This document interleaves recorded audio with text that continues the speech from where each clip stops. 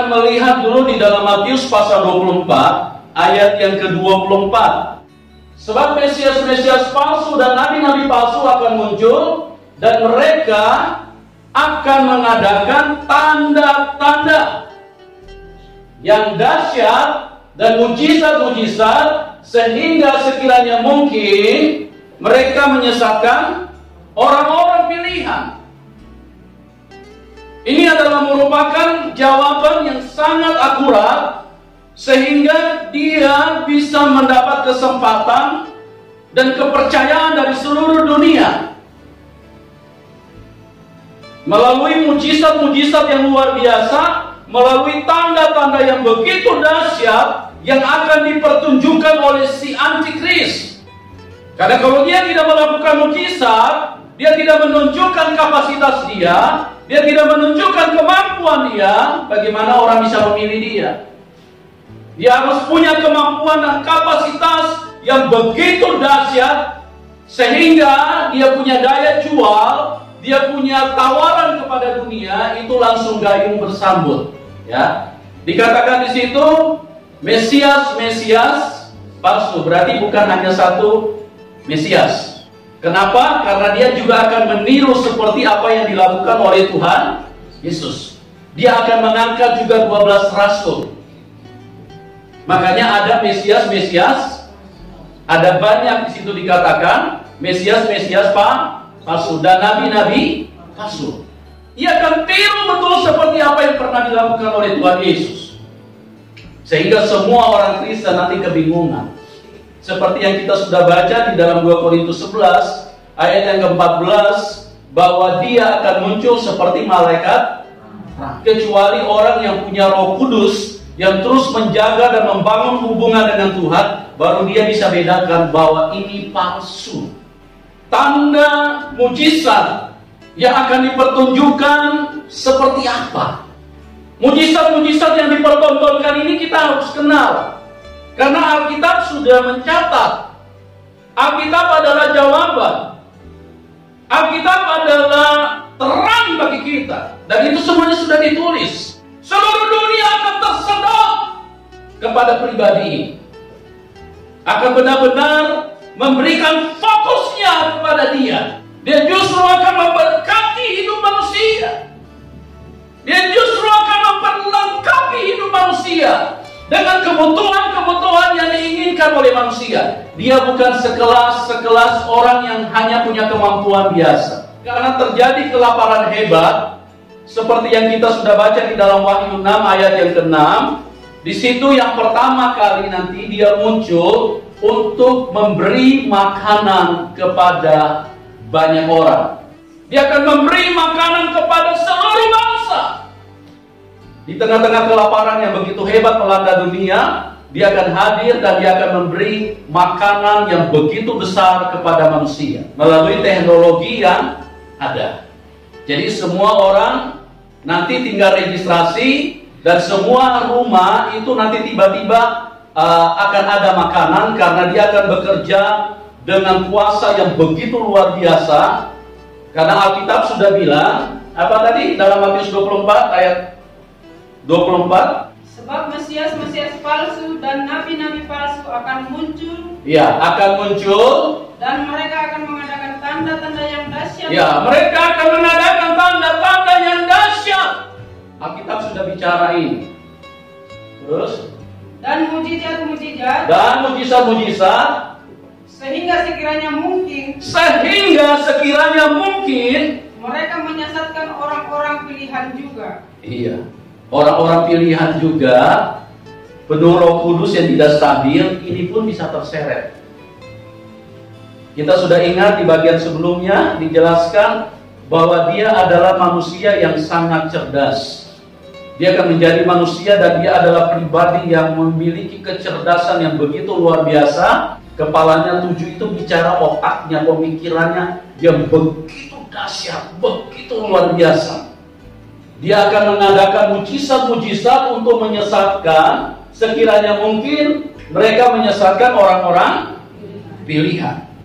Sehingga di dalam raja-raja kemarin kita sudah baca bahwa di zaman raja-raja pada waktu itu seperempat tahi merpati, kotoran merpati itu berharga 5 sikal perak. Ini kelaparan yang begitu hebat sehingga yang paling pertama nanti dia tawarkan makanan dulu. Baca di Matius 14 ayat 13 sampai dengan 21. Nah, kita baca di ayat 2 Yohanes 6 ayat 15 saja. Ya. Karena Tuhan Yesus tahu bahwa mereka hendak datang dan hendak membawa dia dengan paksa untuk menjadikan dia raja. Iya. Ia menyingkir pula ke gunung seorang diri. Iya, karena Tuhan Yesus tahu bahwa pada waktu itu bangsa Israel datang dan ingin membawa dia dengan paksa untuk apa? Ya, untuk menjadikan dia raja. Tapi kan Tuhan Yesus ini bukan raja dunia. Dia Mesias yang asli.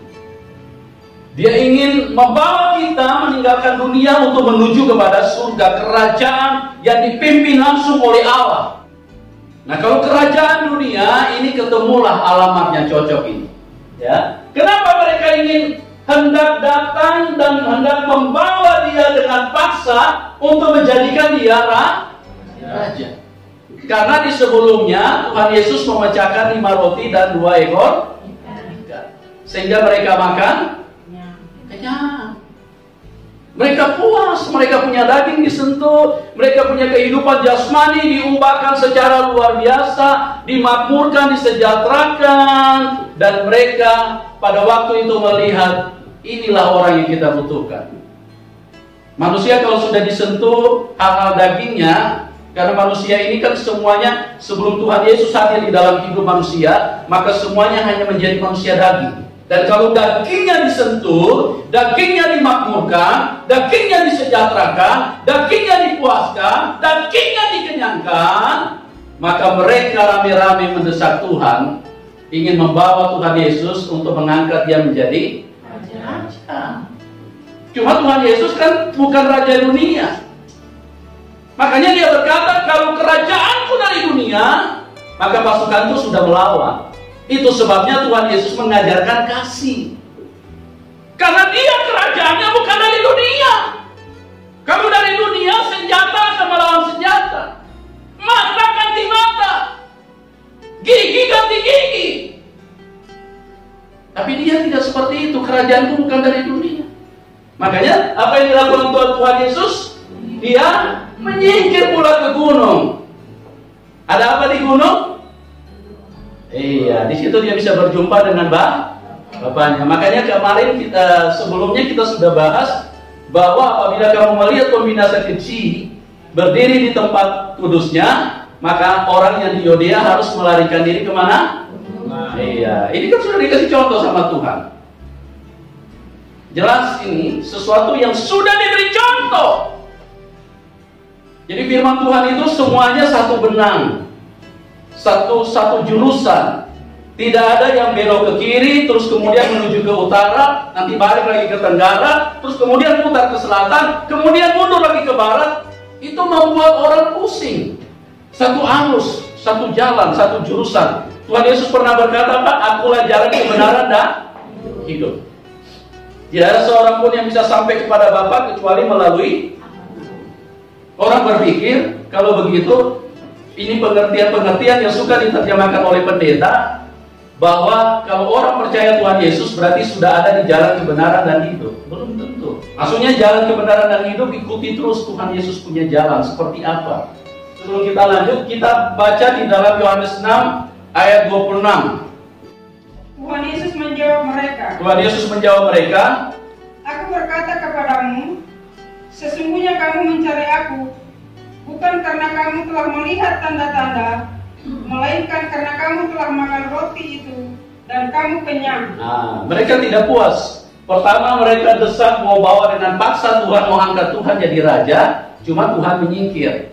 Mereka tidak puas, mereka kejar terus. Sehingga di dalam ayat yang ke-26 dikatakan di situ, Tuhan Yesus berkata, kamu mencari aku karena kamu kenyang makan roti, bukan karena kamu melihat tanda. Bukan karena kamu mengerti jalan. Bukannya kamu karena memahami rencana Bapa. Tapi karena kamu kenyang makan roti. Itu yang kamu membuat kamu kejar-kejar terus sama aku. Makanya dalam ayat 27 ditekankan di situ, bekerjalah untuk makanan yang tidak mendatangkan kebinasaan. Ya, bekerjalah bukan untuk makanan yang akan dapat binasa, melainkan untuk makanan yang bertahan sampai kepada hidup yang kekal, yang akan diberikan anak manusia kepadamu, sebab dialah yang disahkan oleh Bapa Allah dengan mantranya. Kemudian kita lanjut, mujizat-mujizat seperti apa lagi yang akan dipertunjukkan oleh antikris? Nah, kita sudah lihat tadi bahwa Tuhan Yesus mereka mau paksa untuk menjadikan dia raja. Bukan Tuhan Yesus lagi yang mencalon-calonkan diri, angkat aku, pilihlah aku, nanti aku akan sejahterakan kamu. Tidak. Tapi karena kemampuan, kehebatan yang ditunjukkan oleh Tuhan, membuat mereka dengan ingin, bahkan mereka ingin paksa Tuhan supaya mau jadi raja. Ini sesuatu yang harus kita pahami. Jadi waktu dia muncul, kalau tingkat kebutuhan manusia begitu tinggi terhadap sesuatu, maka dia akan menjawab. Sama seperti firman Allah berkata, Tuhan itu adalah jawaban atas kehidupan manusia. Dia akan membuat mujizat-mujizat, catat baik-baik, sama seperti yang pernah dilakukan oleh Tuhan Yesus. Ini akan membuat seluruh mata, seluruh pikiran akan benar-benar terkagum-kagum secara luar biasa. Ini manusia yang begitu dahsyat yang hadir, dan ini adalah jawaban bagi semua kebutuhan dunia. Dia akan buat mujizat-mujizat yang sama. Semua orang yang sakit, dia akan katakan tinggal registrasi saja. Ketik sakit apa? Asma, ketik aja. Dia kasih passwordnya. Asma.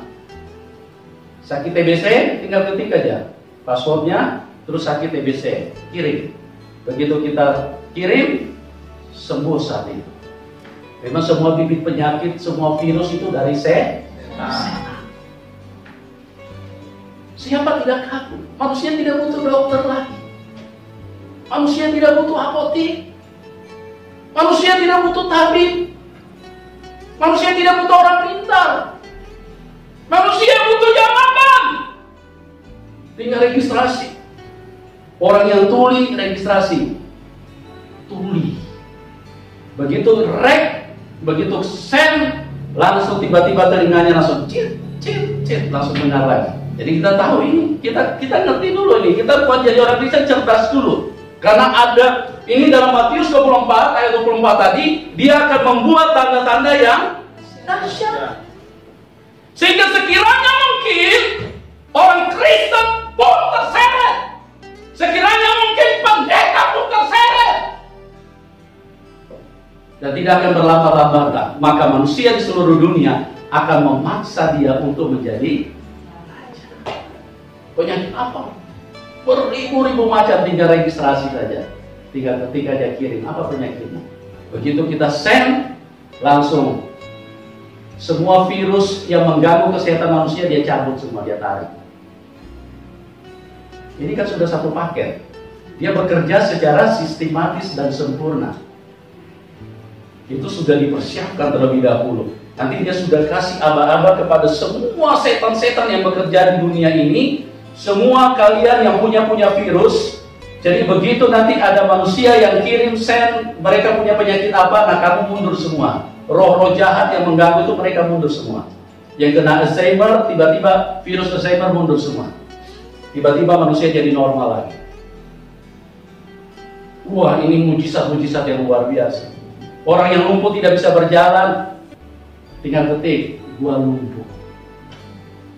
Begitu di send, kakinya langsung bisa berdiri, langsung jalan. Wah, ini luar biasa, karena dia bergerak dengan teknologi. Kalau dulu Tuhan Yesus kan belum ada teknologi. Jadi Tuhan Yesus harus baik langsung berhadapan. Kalau ini dia pakai teknologi. Dan inilah yang membuat manusia terkagum-kagum. Waduh, ini orang luar biasa. Inilah dia juru selamat dunia. inilah yang kita nanti-nanti, inilah yang kita tunggu-tunggu. Bahkan pendeta-pendeta pun yang punya kebutuhan yang mereka tidak punya iman, yang bertahan dengan sungguh-sungguh, mereka akan ikut-ikutan menulis kebutuhan dan kemudian send kepada dia. Orang buta melihat, tinggal ketik saja, saya buta. Begitu send, langsung virus-virus yang buta yang membuat matanya tidak bisa melihat, ditarik semua sama setan, tiba-tiba terang. Siapa yang tidak terkagum? Siapa yang tidak terpesona? Dan dia memberi. Dia tidak cari uang. Dia pegang kekayaan. Dia pegang semuanya. Perekonomian dia kuasai. Dia bukan seperti dokter. Belum kerja sudah harus bayar dulu. Harus deposit dulu. Mau masuk rumah sakit, deposit dulu. Kamu tidak punya uang, jangan masuk ke sini. Dia tidak seperti itu. Dia benar-benar akan meniru seperti Tuhan Yesus karena dia penyelamat. Nah, kalau orang Kristen yang tidak siap ini tidak mengerti, begitu dia muncul dengan mujizat seperti itu, rame-rame angkat handphone langsung ketik send. Sudah 13 hari atau sudah 3 bulan tidak ada makanan. Beras begitu sedikit di dalam rumah. Apalagi tomat. Boro-boro mau pizza. Semua serba sedikit. Yang punya orang tua sudah jalan, sudah mau pingsan, sudah semaput, bahkan mungkin sudah hampir-hampir tidak bernapas karena kelaparan yang begitu hebat melanda dunia. Apalagi nanti dia munculnya dari Israel. Dia akan tiru betul seperti Tuhan Yesus. Kenapa? Karena Alkitab yang menjawab semua kebingungan, semua pertanyaan, semua yang tidak dimengerti oleh manusia, oleh orang Kristen. Alkitab ini jawaban. Orang selama ini bingung bertanya-tanya, dari mana antikris itu? Bahkan ada orang yang mengira, orang yang menyangka pada waktu itu adalah ini Paulus. Ini ngawur-ngawur terjemahan ini, ya, ngeri banget. Karena apa? Karena orang coba menafsirkan Alkitab itu hanya berdasarkan logika, berdasarkan akal. Otak manusia mau sehebat apa sih bertanding dengan iblis? Penipuannya ini dari sejarah umat manusia, dari manusia pertama sampai manusia terakhir, semua jadi ode-ode di tangan setan. Yang bisa kalahkan dia itu hanya Tuhan Yesus. Sepertiga malaikat saja dia bisa seret. Itu malaikat ada di surga, bukan ada di diskotik. Malaikat itu bukan transaksi narkoba, itu ada di hadirat Tuhan. Dia bisa seret itu, dia bisa tipu. Jadi waktu dia hadir itu dengan satu kondisi yang tidak terpahami, yang tidak bisa terdeteksi, dengan tidak disadari, tiba-tiba dia sudah menguasai dunia. Nah, makanya ini Roh Kudus, kita bersyukur Roh Kudus bukakan ini dan kita menjadi mengerti supaya nanti kita tidak ikut-ikut setan registrasi. Sekalipun keadaan sulit. Makanya latihanlah untuk makan secukupnya. Kan itu kembali lagi kepada doa Bapa kami. Berilah makanan kami secukupnya aja. Latihan. Karena di zaman itu, kalau kita tidak terlatih, seperti yang dikatakan oleh Paulus, aku melatih tubuhku supaya aku dapat menguasainya. Supaya jangan sesudah memberitakan Injil, aku sendiri yang ditolak. Karena tubuh ini punya keinginan yang begitu liar. Butuh ini, butuh itu, butuh ini, butuh itu. Dan mereka akan menjadi berbahaya kalau mereka tidak terlatih. Ya. Terus apa lagi? Dia akan juga membangkitkan orang mati. Tiba-tiba ada orang mati keluarga. Nanti dia berkata, tenang, apa saja kebutuhan kamu? Kematian, ketik aja password. Papa saya mati. Namanya. Nanti begitu kita send, itu roja setan yang cabut nyawanya, itu sudah diperintahkan semua. Kembalikan nyawanya. Tiba-tiba nanti orang tuanya langsung bergerak. Nanti seluruh dunia gempa. Papa saya mati hidup. Si antikris. Inilah Mesias. Dialah yang membangkitkan. Wah, kalau dia buat mujizat seperti itu, ada kira-kira manusia yang bisa menolak dia? Dia akan buat mujizat yang begitu biasa. Sama seperti yang pernah dilakukan oleh Tuhan. Sehingga orang akan mengira bahwa dialah Tuhan, dialah Juru Selamat. Dialah jawaban atas kehidupan manusia. Dia akan tampil seperti malaikat terang. Tidak usah heran, kata Rasul Paulus. Ini pendeta-pendeta yang cuma kerjaannya duduk di tempat karaoke, duduk di tempat salsa, duduk di tempat hiburan-hiburan. Ini akan lewat semuanya. Kita harus punya persiapan yang sungguh-sungguh mulai dari saat ini. Ya, dia juga akan berjalan di atas air. Tuhan Yesus kan pernah jalan di atas air kan? Itu dia akan lakukan semua. Siapa dunia yang tidak terganggu, dia akan lakukan itu. Dia akan jalan di atas air. Dia akan berjalan dengan kecepatan yang begitu luar biasa. Terus kemudian bukan hanya di atas air, dia akan jalan juga di atas udara. Tuhan Yesus kan pernah jalan di atas udara. Pernah nggak? Tuhan Yesus pernah jalan di atas udara nggak? Pernah. Cuma kita tidak perhatikan ayat-ayatnya.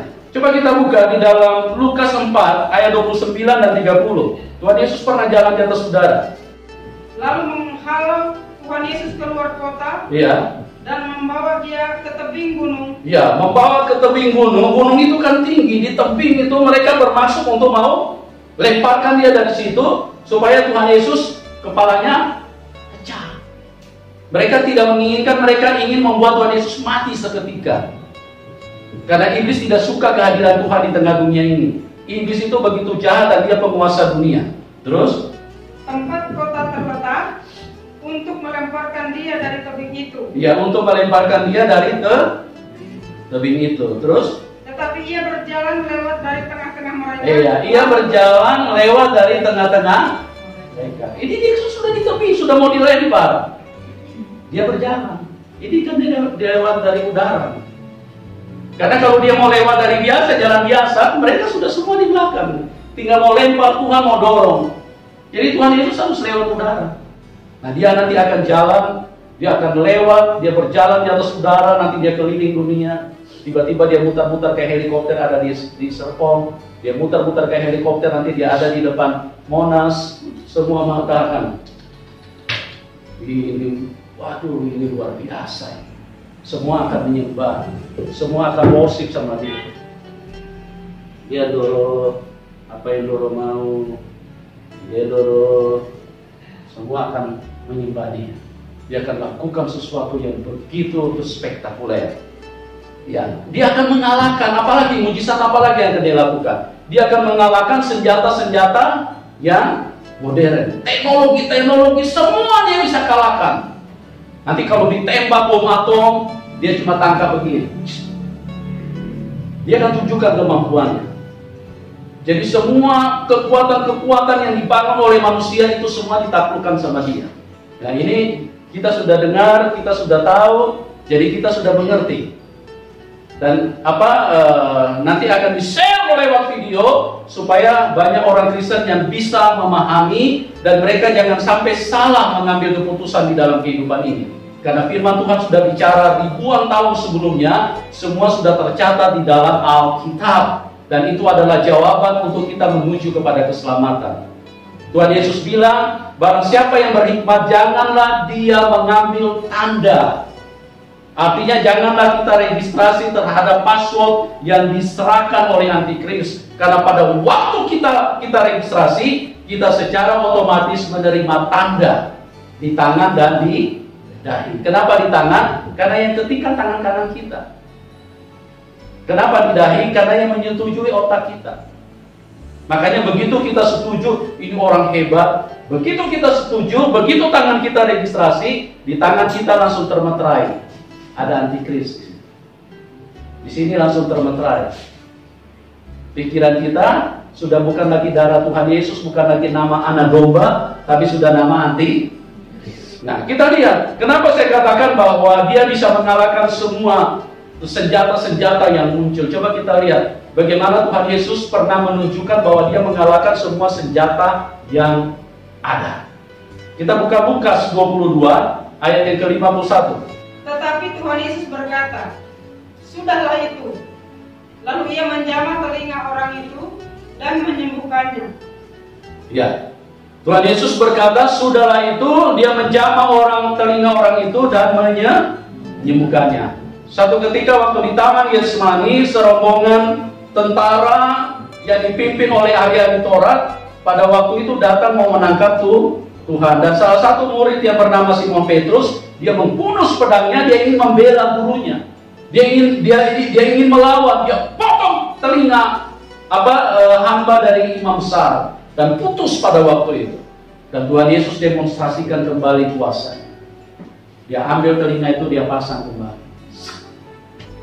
Dan senjata yang paling berbahaya pada waktu itu hanya pedang. Karena dulu belum ada AK, senjata-senjata seperti senapan mesin, senjata-senjata yang membahayakan. Itu dulu belum ada. Senjata yang paling tertinggi pada waktu itu adalah pedang. Pada waktu dia bertemu dengan tangan Tuhan, semuanya dikalahkan. Pedang tidak bisa merusak. Karena apa? Karena tangan Tuhan jauh lebih di atas itu. Ditempel kembali telinganya dan telinganya kembali sembuh. Seperti telinga yang normal. Antikris akan melakukan itu. Semua senjata nanti kalau dilancarkan, ditembak ke sana kemari, nanti dia tinggal tangkap. Tidak ada satupun yang bisa berbuat apa, karena semua kekuasaan ada di dalam tangan dia pada waktu itu. Di dalam Yohanes pasal yang ke-12 ayat yang ke-31. Sekarang berlangsung penghakiman atas dunia ini. Sekarang berlangsung penghakiman atas dunia ini. Sekarang juga penguasa dunia ini akan dilemparkan keluar. Ya, sekarang juga penguasa dunia ini akan dilemparkan. Siapa penguasa dunia? Iblis. Ya, jadi kita sudah jelas bahwa iblis akan menguasai dan akan menjadi raja di atas segala raja. Oke, kita lanjut lagi. Setelah antikris menunjukkan kehebatan yang begitu luar biasa, maka seluruh dunia akan sepakat dan mengangkat dia menjadi raja segala raja atau King of King. Nah, kemudian setelah dia menjadi raja segala raja dan dia mulai melakukan action. Action yang pertama yang dia lakukan adalah mengubah hukum dan waktu. Daniel 7 ayat yang ke-25. Nah, mungkin sebelum kita sampai ke situ mungkin ada yang bertanya, jadi bagaimana presiden-presiden yang ada di seluruh negara? Mereka semuanya akan turun menjadi setingkat gubernur. Jadi seluruh dunia ini akan dikuasai satu pemimpin, itulah antikris, antikristus, antichrist dalam bahasa Inggrisnya. Seluruh kepala negara yang ada di dunia itu akan turun ke posisi menjadi setingkat gubernur, dan semuanya akan menjadi kaki tangan dia. Karena hukum dan waktu yang paling pertama dia action itu dia ubah dulu. Daniel 7 ayat 25. Dia akan mengucapkan perkataan yang menentang yang maha tinggi. Dia akan mengucapkan perkataan yang menentang yang maha tinggi. Dan dia akan menganiaya orang-orang kudus milik yang maha tinggi. Dia akan caci maki Tuhan. Dia akan berkata, apa itu Tuhan Yesus? Dia tidak akan panggil Tuhan. Pokoknya dia akan caci maki, dia akan mengeluarkan kata-kata yang begitu kotor, begitu najis. Dia akan lawan, dia akan berkata, di mana Tuhan? Tidak ada Tuhan. Akulah Tuhan. Dia akan menyebut nama Tuhan Yesus. Dia akan berkata, dia akan hina sehina-hinanya. Makanya jangan heran kalau kita lihat banyak orang yang suka menghina nama Tuhan Yesus. Ya. Ini memang bibit-bibitnya itu dari sana. Nanti akan muncul rajanya. Sedangkan yang belum rajanya saja kita kadang-kadang lihat, kadang-kadang tidak pantas mereka mengeluarkan kata-kata. Dengan begitu keji, begitu kotor. Padahal mereka nggak tahu, mereka itu diciptakan oleh Tuhan Yesus. Mereka itu sudah seperti kayak binatang. Bahkan kalah binatang.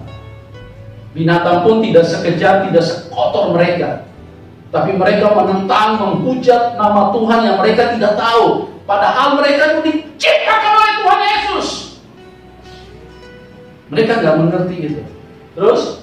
Ia berusaha untuk mengubah waktu dan hukum. Ia berusaha untuk mengubah waktu dan hukum. Dan mereka akan diserahkan ke dalam tangannya selama satu masa. dan 2 masa dan setengah masa. Nah, kenapa dia akan mengubah? Yang pertama, dia akan mengubah waktu.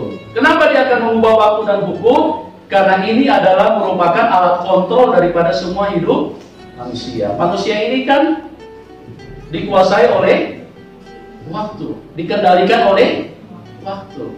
Bukan kita yang kuasai waktu, tapi kita dikuasai oleh waktu. Makanya dia berusaha, titik sentuhnya itu dia akan ambil waktu dan hukum. Ya, sama seperti waktu Tuhan Yesus lahir ke dalam dunia, waktu itu langsung menjadi menjadi nol. Jadi semuanya itu kembali kepada perhitungan terhadap mengacu kepada kelahiran Tuhan Yesus. Makanya seperti yang saya selalu katakan, bahwa di seluruh dunia, walaupun banyak negara yang tidak setuju, tapi karena dia Tuhan, dia yang memegang kendali waktu, makanya dia menjadi sentral daripada perhitungan waktu. Apapun di dalam kehidupan manusia selalu mengacu kepada kelahiran Tuhan Yesus. Semua peristiwa besar yang terjadi di dalam hidupmu atau yang terjadi di luar hidupmu, semua mengacu kepada waktu, dan itu harus bersentuhan kepada kelahiran Tuhan Yesus. Kapan Anda lahir? Tahun 1980, sesudah Tuhan Yesus lahir ke dalam dunia. Makanya di Indonesia selalu bilang sesudah Masehi. Kenapa bilang sesudah Masehi? Karena itu asal katanya dari Isa Al-Masih. Isa Al-Masih itu dari bahasa Arab, penggunaan bahasa Arab, dan itu menunjuk kepada pribadi Tuhan Yesus Kristus. Kalau di luar negeri, sebelum before Christ and after Christ. Kapan gempa bumi di Aceh? Tahun 2004, sesudah Tuhan Yesus lahir ke dalam dunia. Jadi semuanya menjadi sentralnya dia. Tuhan Yesus menjadi sentral. Nah, kapan Israel dibuang ke Babel? Oh, tahun berapa ratus tahun sebelum Tuhan Yesus lahir. Semua mengacu kepada sebelum Masehi, sebelum Tuhan Yesus lahir, atau sesudah Tuhan Yesus lahir. Before Christ atau after Christ. Sentralnya itu adalah Tuhan. Kenapa? Karena dialah penguasa dari kehidupan itu sendiri. Waktu itu ditetapkan oleh Tuhan. Tidak ada yang bisa memproduksi waktu. Semuanya itu harus berjalan sesuai dengan waktu. Begitu dia hadir, dia akan menguasai itu. Dia akan mengembalikan waktu itu ke dalam tangan dia. Jadi perhitungan waktu akan diatur sama dia. Dia akan ambil alih semuanya. Kapan Anda kawin? Oh, tahun 1983, sesudah Tuhan Yesus lahir. Kalau Indonesia bahasanya sesudah Masehi, artinya sesudah Tuhan Yesus lahir. Ini harus dikenal oleh orang, ini harus diketahui oleh semua manusia. Karena ini tidak bisa menjadi rahasia. Ini tidak bisa tertutup. Semua manusia harus tahu ini, bahwa waktu itu di dalam kendali Tuhan. Karena kalau tertutup itu memang pekerjaan setan, karena dia selalu tutupi. Dia tidak mau diketahui bahwa Tuhan Yesus itu adalah Tuhan atas semua manusia. Orang kan selama ini cuma mengenal sesudah Masehi, sebelum Masehi, tapi orang nggak tahu apa itu sesudah Masehi, sebelum Masehi. Itu adalah sesudah Tuhan Yesus dan sebelum Tuhan Yesus. Ada bagian-bagian lain lagi, di mana dia mengubah waktu. Nanti kita masuk ke dalam perhitungan, itu kita angkat dari kitab, kembali akan kita buka melalui kitab Daniel. Tetapi sementara kita sampai di perhitungan waktu seperti itu dulu. Nah, hukum, pada saat dia mengubah hukum seperti apa yang akan berlaku? Ya, hukum-hukum pidana, hukum perdata, hukum adat, hukum agama, semuanya ditiadakan. Kan dia sudah menjadi raja di atas segala raja. Dia yang ngatur, dia memimpin seluruh dunia. Kan tadi dia dipaksa oleh seluruh dunia.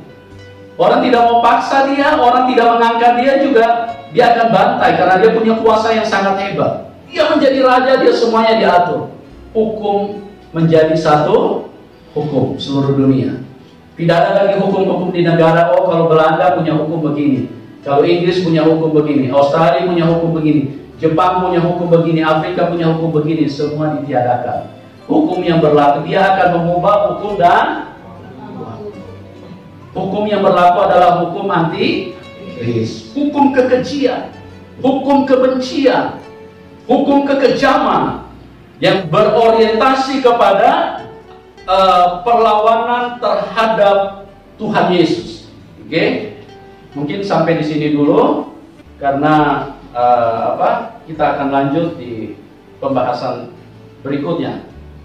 Tuhan Yesus memberkati kita semua.